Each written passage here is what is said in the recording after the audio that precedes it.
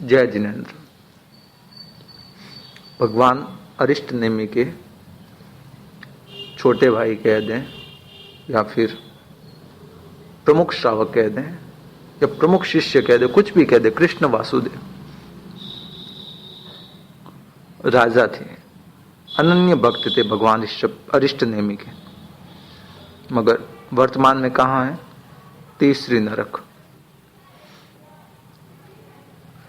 भगवान महावीर के प्रमुख शिष्य राजा श्रेणिक वर्तमान में कहाँ है? पहली नरक।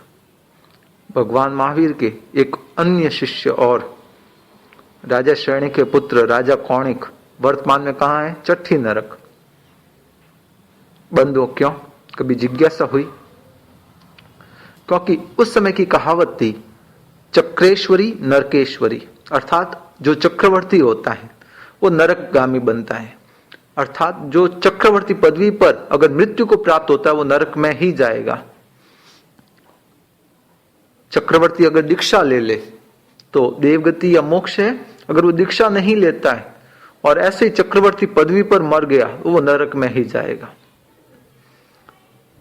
एक कहावत और भी चलती थी, राज राजेश्वरी नरकेश्वरी, अर्थात जो राजा होते हैं वे भी नरकगामी होते हैं, क्योंकि उसके पूरे राज्य का संचालन वे करते हैं। आरंभ समारंभ का सारे करवाने की अनुमोदन की उनके पास स्वीकृति होती है, उनकी स्वीकृति चलती है, तो वे भी नरकगामी बनते हैं, क्योंकि क्रूरता के परिणाम होते हैं।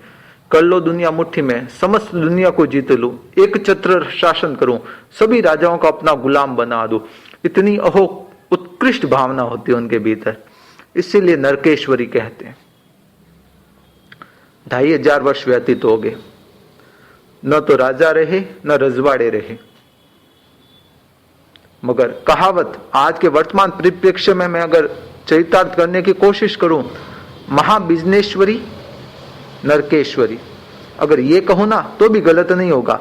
जिनके बड़े बड़े बिजनेस हैं, व्यापार धंधे हैं, आरंभ समारंभ के मोटे मोटे कारखाने खोले हुए हैं, जहां प्रगाढ़ता से कर्मों का बंधन हो रहा है, कर्मों जीवों की छह जीवनिकाएं की हिंसा हो रही है, अगर वे भी अगर नहीं संभले तो नरकेश्वरी, नरक में जाने से कोई नहीं बचा सकता।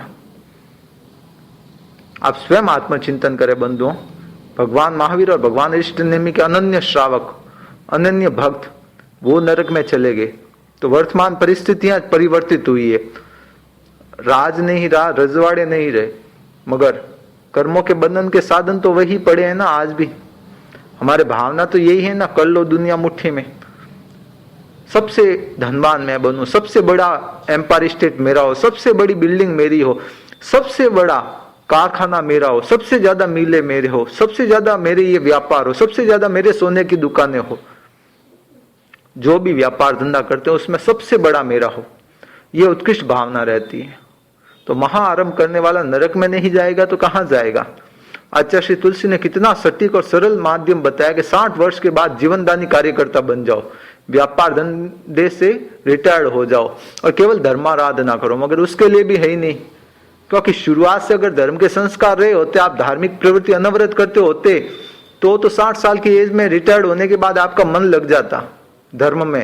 अगर धर्म के संस्कार तो शुरू से रहे आपके भीतर, मगर धर्माराधना करने के प्रति इतना अट्रैक्शन, आकर्षण नहीं रहा, तो अंतिम समय कहां से आएगा? 60 वर्ष के बाद फिर वो कंटाला आ जाता है, बोर हो जाते हैं।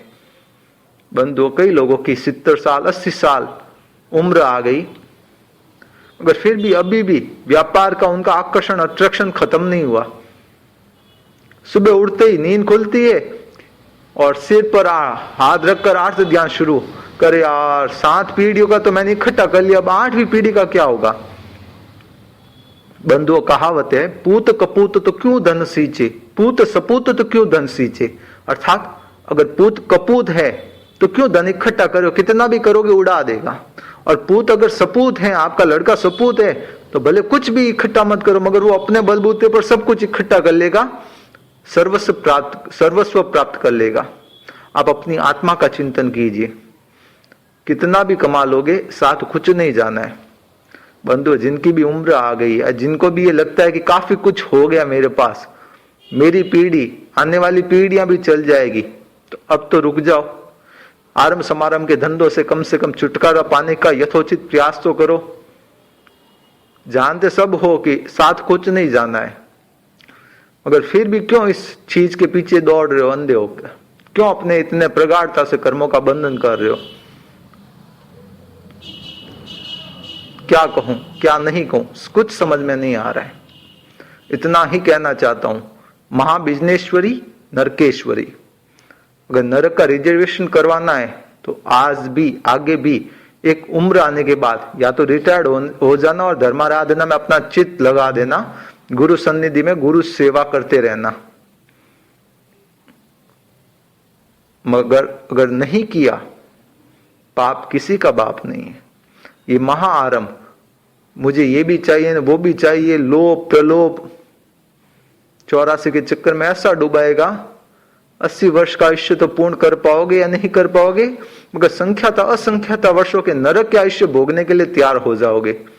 विनम्र निवेदन है, पैसे कमा रहे हो, मान प्रतिष्ठा कमा रहे हो, तो पापों को भी कमाना, साथ में ध्यान रखना ये भी कमा रहे हो। और ये जिस समय उदय में आए ना, कोई छुड़ाने वाला नहीं, स्वयं भगवान महावीर नहीं छूट पाए, आप क्या कर लोगे? विनम्र निवेदन है बंधुओं, अपने आत्मा का चिंतन करो, हित चिंतन करो, अपने खुद की सोच ले बंदे, छोड़ 7वीं पीढ़ी की।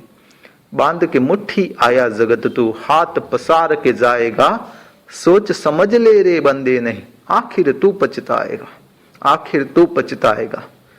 क्यों आखिर समय पर पछताना चाहते हो कि मैंने पूरे जीवन भर मनुष्य जन्म को विफल कर दिया, धर्माराधना की नहीं, पैसा कमाए मगर काम कुछ नहीं आया। धीरूभाई अंबानी के काम नहीं आया तो आपके क्या काम आएगा पैसा?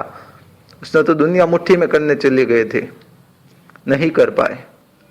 अपना आत्महित साधो आज ही, सचेत सचेत सावधान हो जाओ। रिटायर्ड होने की उम्र हो गई तो रिटायर्ड हो जाओ। विनम्र निवेदन है, आपका सधार्मिक हूं, श्रावक हूं। सधार्मिक वात्सल्य जैन जीवन शैली का सूत्र है, उसी को चरितार्थ कर रहा हूं। आप संसार में भटक जाओ, उलझ जाओ, 84 के चक्कर में भटक जाओ, अच्छा तो नहीं लगेगा ना मुझे। इसीलिए हाथ जोड़ के विनम्र निवेदन करता हूं, अब तो संभलो, अब तो जागो।